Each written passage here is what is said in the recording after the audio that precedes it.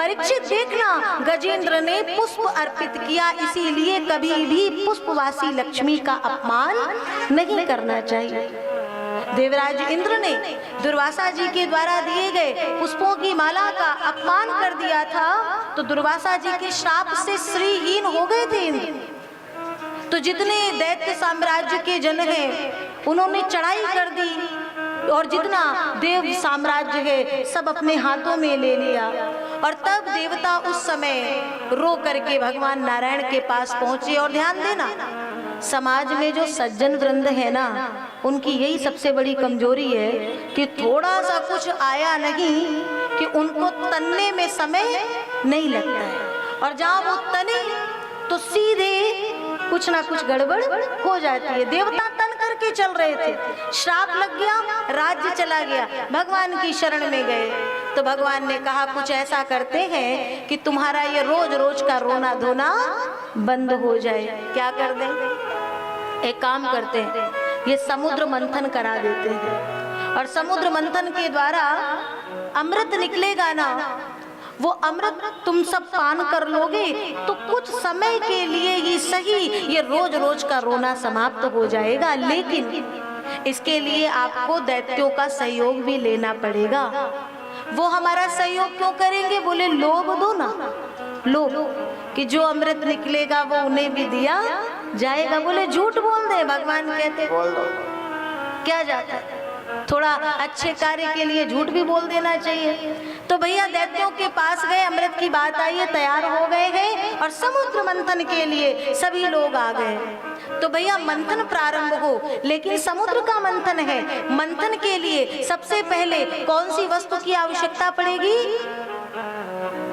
हमारी माताएं बहनें बताएंगी, आजकल सब इलेक्ट्रॉनिक सिस्टम हो गया, स्विच ऑन करो, घरघरा करके सब तैयार। और पहले क्या होता था?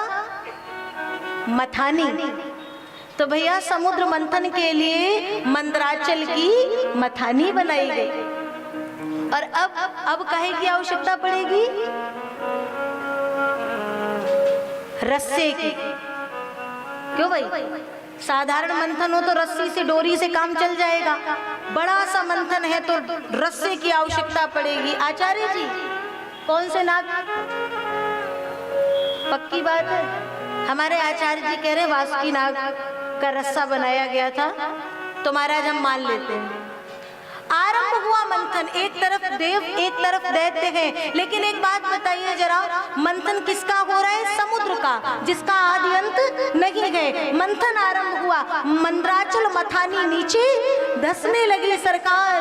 भगवान ने कहा चिंता ना करो, मंथन आरंभ रखो। और परमात्मा नारायण ने समुद्र के भीतर उसी पल उसी क्षण एक अवतार ले लिया। बोलिए कच्छप नारायण भगवान की।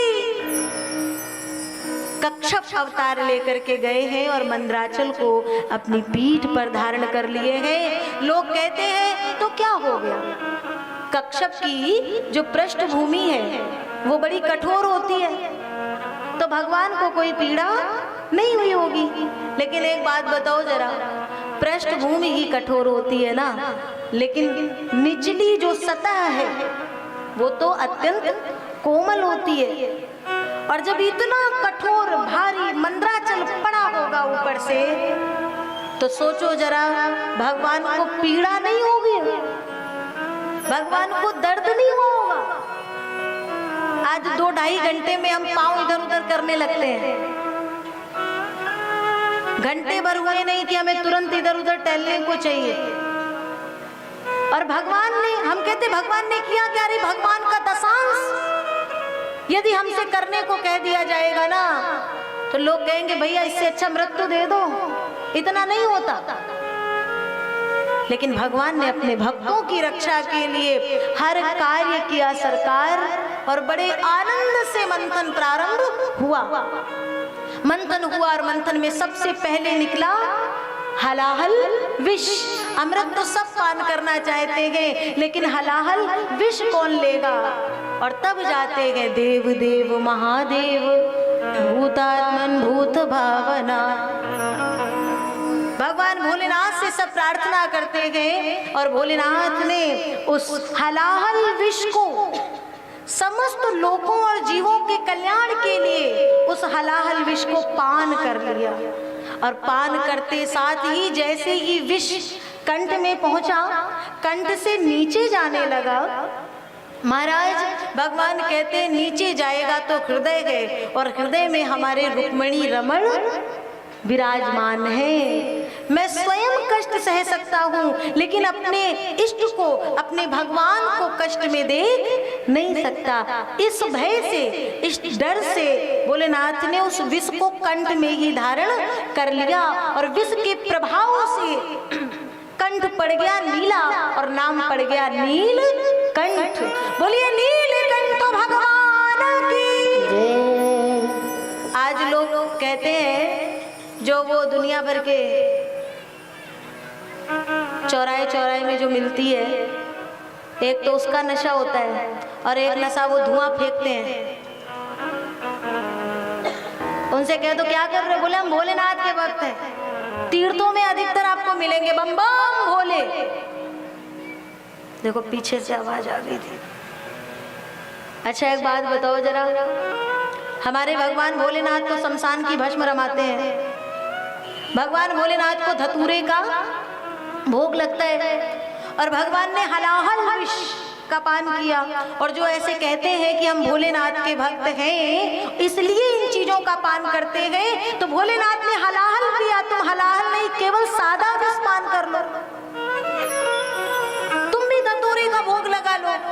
अपने इंद्रियों को काबू में रखते नहीं है जीव, और आड़ ले लेते धर्म की और भगवान की।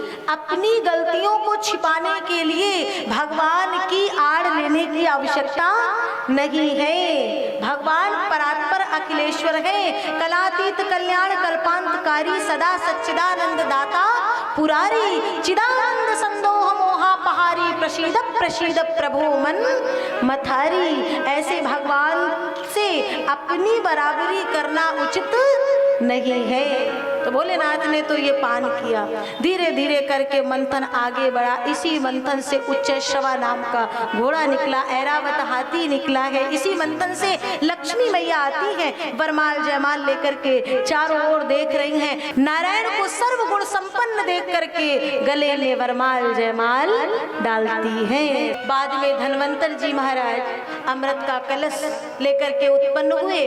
दैत्यों ने झपट करके अपने हिस्से में ले लिया है। देवता सब वैसे के वैसे रोने में लगे। तो भगवान ने कहा सबके उद्धार के लिए मैं एक अवतार और ले लेता हूँ। बोलिए मोहिनी नारायण भगवान की। जिस मोहिनी की माया में हम सब पड़े हैं ना, वैसे ही मोहिनी जी आई और छम छम करती हुई दैत्यों के आगे से निकली। तो जो अमृत के लिए झगड़ रहे थे ना, वो मोहिनी का सौंदर्य देख करके सब भूल गए। अरे देवी आप कहाँ से आ रही हैं, कहाँ को जा रही हैं, जरा आइए और अपने सुंदर सुंदर करों से, हाथों से ये अमृत का हमें पान करा दीजिए। तो भगवान सचेत करते हैं, आप विद्वान हैं, पंडित हैं, और विद्वान लोग किसी पराई स्त्री पर इतनी जल्दी भरोसा नहीं करते। लेकिन उसके बाद भी दैत्य ने कहा नहीं, हमें आपके ऊपर पूरा विश्वास है, आप बड़े प्रेम से पवाइए। तो भगवान ने कहा इस अमृत के कलश में ऊपर साधारण जल है, आप कहें तो साधारण जल देवताओं को दे दें, नीचे का गाढ़ा गाढ़ा अमृत आपको दे देंगे। और फिर पान कराने लगे। एक पंक्ति में देव, एक में दैत्य गए। दैत्यों की पंक्ति से राहु ताड़ गया तो वेश बदल करके बैठ गया। देवों की पंक्ति में भगवान अमृत देते जा रहे थे, राहु को भी मिल गया। देने के बाद भगवान ने देखा ये तो दैत्यों की पंक्ति से है, तो प्रभु का सुदर्शन चल गया। वो राहु और केतु दो भागों में बट गए हैं। दैत्यों ने कहा वारे छलिया, हर रूप लेकर के चलते हो और ये रूप भी नहीं छोड़ा।